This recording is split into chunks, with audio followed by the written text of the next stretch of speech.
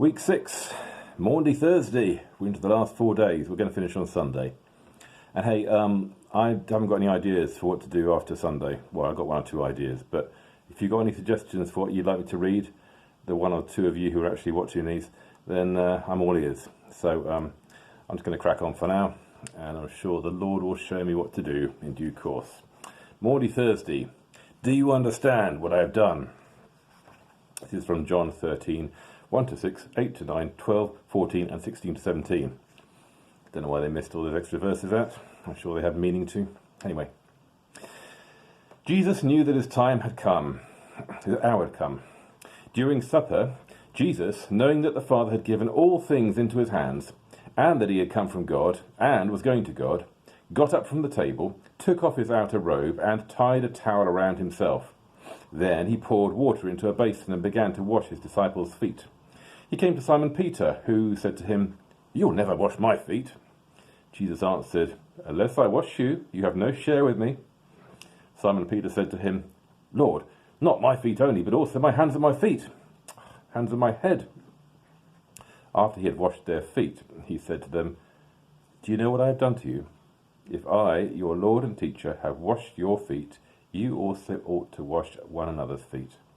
Very truly, I tell you, servants are not greater than their master, nor are messengers greater than the one who sent them. If you know these things, you are blessed if you do them. Do you know what I have done to you?" Well, no, not without some help. Washing feet is not a social ritual in Western culture.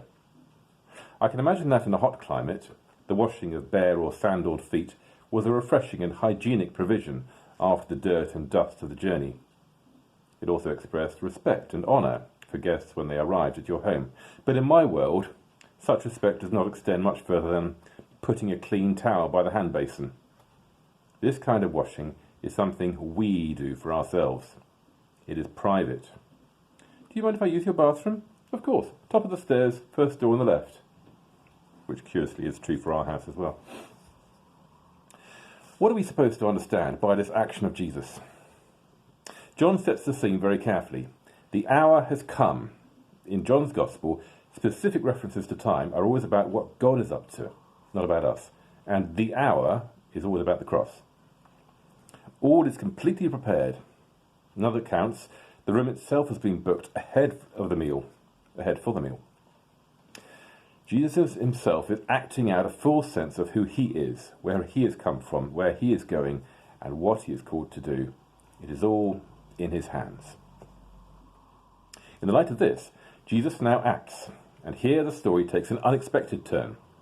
He lays down, verse 4 literally, his outer robes, puts on a towel, and washes his disciples' feet. Foot washing was usually done by a servant or by the youngest member of the household. We know from other accounts of this meal that the disciples got into an argument about which of them was the greatest. Luke 22:24. And this may be why. The issue was not about who was greatest. No one wanted to be the least. But then Jesus, their Lord and leader, washed their feet. Do you know what I have done to you? Jesus' actions are carefully described. As already mentioned, it begins with a laying down of his outer robe.